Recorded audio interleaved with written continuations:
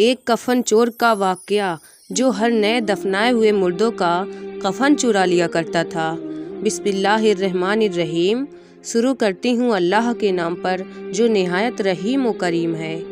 ایک کفن چور تھا جو ہر نئے دفنائے ہوئے مردوں کا کفن چرا لیا کرتا تھا۔ ایک رات اس کے سامنے قبرستان میں کیا معاملہ پیش آیا، آئیے جانتے ہیں۔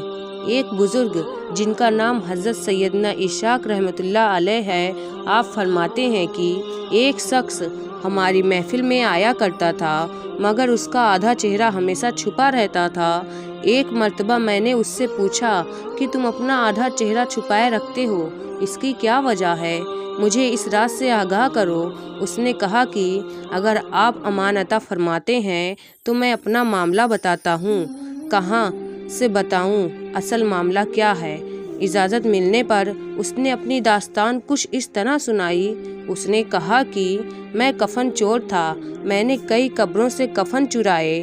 جب بھی کسی قبر کے مطابق معلوم ہوتا فوراً وہاں پہنچ کر کفن چرا لاتا۔ ایک مرتبہ ایک عورت کا انتقال ہوا، جب اسے دفنایا گیا تو میں فوراً قبرستان پہنچا۔ جب اینٹیں ہٹا کر کفن کی ایک چادر ہٹائی اور دوسری چادر کھینچنے لگا تو اچانک اس عورت کی بے جان جسم نے حرکت کی اور چادر کو تھام لیا۔ میں نے کہا، تمہارا کیا خیال ہے، تم مجھ سے جیت جاؤ گی؟ ایسا نہیں ہو سکتا۔ وہ یہ کہہ کر گھٹنوں کے بل بیٹھ گیا اور پوری طاقت سے کفن کھینچنے لگا۔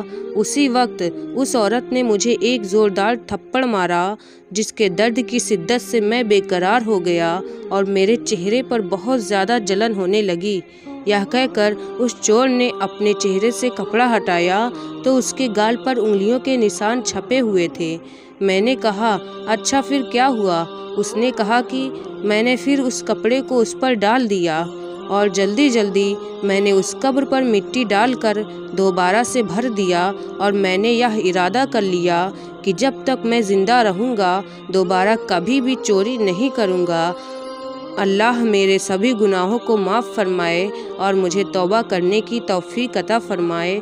حضرت سیدنا ابو اسحاق رحمۃ اللہ علیہ فرماتے ہیں، اس کفن چور کا سارا واقعہ لکھ کر حضرت سیدنا ابو اجیر رحمۃ اللہ علیہ کی طرف روانہ کیا۔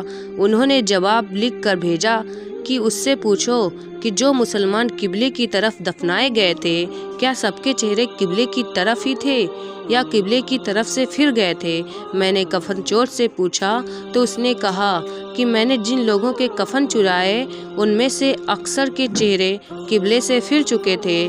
حضرت سیدنا ابو اسحاق رحمۃ اللہ علیہ فرماتے ہیں کہ میں نے یہ بات لکھ کر حضرت ابو اجیر رحمۃ اللہ علیہ کی خدمت میں بھیجی تو انہوں نے جواب میں یہ تحریر بھجوائی کہ انا للہ و انا الیہ راجعون۔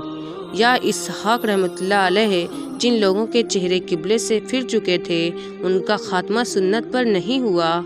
پیارے دوستوں، اللہ ہمیں اپنی حفظ و امان میں رکھے اور ہمارا خاتمہ حضور صلی اللہ علیہ وسلم کی سنت پر ہو۔ داستان عبرت میں ہمارے لیے عبرت موجود ہے کہ کتنا تشویشناک معاملہ ہے کہ جو لوگ سنتوں سے منہ موڑ لیتے ہیں وہ کام شریعت کے مطابق نہیں ہوتے اور جو دنیا کو دین پر ترجیح دیتے ہیں ان کے ساتھ قبر میں بے انتہائی معاملہ پیش ہوتا ہے۔ دوستوں، قبر اور آخرت میں لمحہ بھر کا عذاب بھی برداشت سے باہر ہوتا ہے۔ ہمارے نازک جسم جہنم کی بھڑکتی ہوئی آگ کا مقابلہ نہیں کر سکتے۔ اگر اسی طرح غفلت بھری زندگی گزارتے رہے اور اسی حالت میں موت آ گئی تو وہ ذلت اور رسوائی اور دردناک عذاب کا سامنا کرنا پڑے گا۔ میرے دوستوں، جلد سے جلد اپنے گناہوں سے توبہ کر لو اور رو رو کر اللہ تعالیٰ سے معافی مانگ لو۔ اللہ تعالیٰ ہم سب کے گناہوں کو معاف فرمائے، آمین یا رب العالمین۔ ویڈیو آپ کو اچھی لگی ہو یا پھر ویڈیو سے آپ نے ذرا سا بھی کچھ سیکھا ہو تو پلیز ویڈیو کو لائک، شیئر اور چینل کو سبسکرائب کرنا نہ بھولیں۔ ملتے ہیں آپ سے نیکسٹ ویڈیو میں، تب تک کے لیے اللہ حافظ۔